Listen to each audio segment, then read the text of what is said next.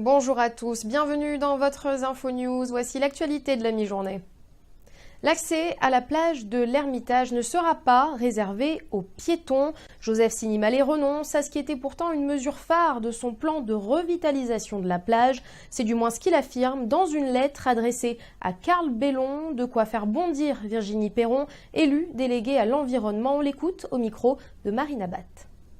J'ai découvert hier un courrier du maire qui s'engageait à aller vers le reboisement et la revégétalisation effective du site, mais qui indiquait quand même une phrase qui m'a laissé très perplexe, qu'il ne fallait plus rendre piétonne l'accès à la zone, avec plus de parking du coup.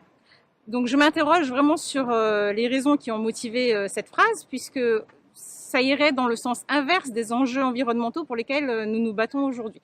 Donc je tiens vraiment à préciser que plus de parking sur la zone, ça induit plus de personnes concentrées au même endroit, donc une pression, un stress pour le lagon beaucoup plus important. C'est un lagon très jeune qui n'a pas fini de se développer et que l'on est en train de tuer tout simplement si on continue dans nos actions comme ça. Et la colère des usagers des bus Alternéo. Dans le sud de l'île, les tickets sont passés à 2 € l'unité. L'objectif, réduire les achats à bord des transports. Pourtant, cette hausse s'applique aujourd'hui sur l'ensemble des tarifs du réseau. Un reportage de Prisca Bigot. C'est trop cher, souvent 1,80 € parce que on n'a pas forcément tous les moyens. Et le fait qu'on doit acheter des tickets directement en gare, on ne pense pas forcément en fait. Il n'y a pas une gare forcément près de chez nous en fait. Que voulez-vous? On a besoin de bus, on paye. Voilà. Un petit peu trop exagéré. Ouais, vous trouvez ça cher? Ouais, un petit peu trop, oui, par rapport le trajet que l'on a. Je trouve que n'est pas en adéquation avec le prix que l'on propose là.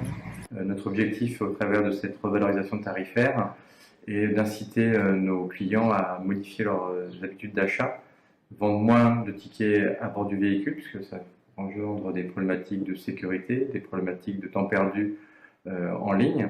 Autant de temps que les conducteurs ne passent pas à vendre des tickets, c'est autant de temps qu'on pourra remobiliser pour améliorer la fréquence des lignes en particulier. Malheureusement, on est obligé de revaloriser régulièrement nos tarifs pour tenir nos équilibres économiques. Il faut savoir que l'usager ne paye que 20% de l'offre globale de transport, le reste étant apporté par la collectivité. Et sur ce sujet, vous pouvez réagir avec cette question.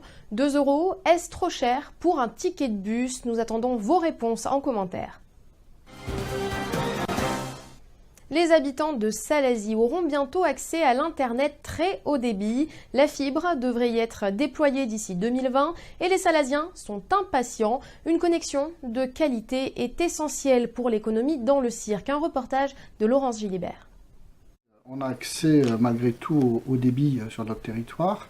Ce qui nous manque, c'est le très haut débit. Si nous voulons être performants, si nous voulons accueillir des entreprises qui travaillent avec Internet, c'est important que les cirques aussi soient équipés, et le cirque de Salazie en particulier, soit équipé de la fibre. Cette fibre va être déployée sur tout le territoire de Salazie, et chaque famille pourra avoir accès à cette fibre.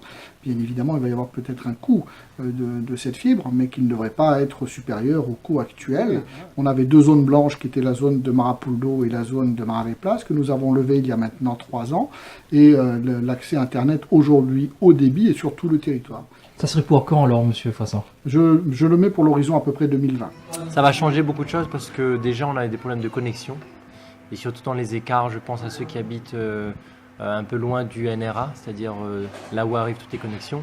Donc ça va faire du bien aux Salaziens. Voilà. S'il faut penser à ceux qui sont un peu dans les écarts, je pense à l'Illette Bananier, Maragoyave, aussi Grand Illette. Voilà.